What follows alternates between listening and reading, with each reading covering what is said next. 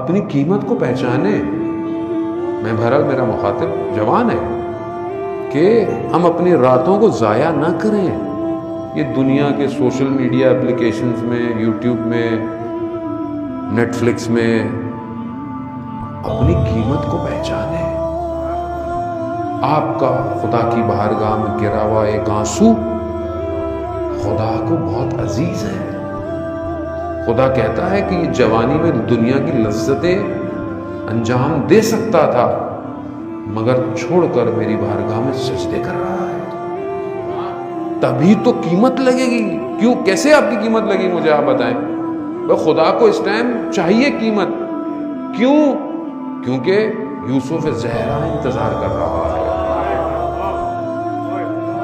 اللہم صلی علی محمد.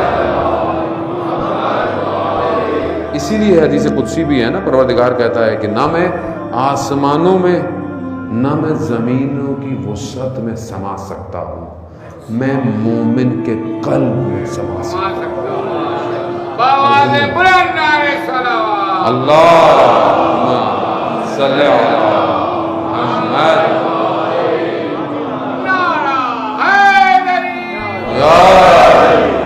عزیزان متقو، اپنے آپ کو قیمتی بنائیں. آپ قیمتی بنیں گے تو آپ کی قیمت لگے گی، اور جب قیمت لگے گی تو پھر ظہور کے لیے آپ کو انتخاب کیا جائے گا. یاد رکھیے عزیزان متقو، برحال وقت بہت تیزی سے گزر گیا، آپ کی حسن سماعت نے محسوس نہیں ہونے دیا. یاد رکھیں ایام فاطمیہ کا صرف ایک مقصد ہے، یہ اپنے ذہن میں رکھ لیں. اس کا مقصد کیا ہے؟ اس کا مقصد یہ ہے کہ وقت کے امام کی امامت کو غصب کیا گیا تھا. وقت کے امام کو اس کا حق نہیں دیا گیا. امام یہی غم تھا بی بی کو، اسی کی جد و جہد کی. آج کیا وقت کے امام کو ان کا حق دیا گیا ہے؟ نہیں دیا گیا. تو ہم کیا کر رہے ہیں پھر زندگی میں؟ ہم کتنی کوشش کر رہے ہیں کہ وقت کے امام کو ان کا حق ملے؟ سخت ہے.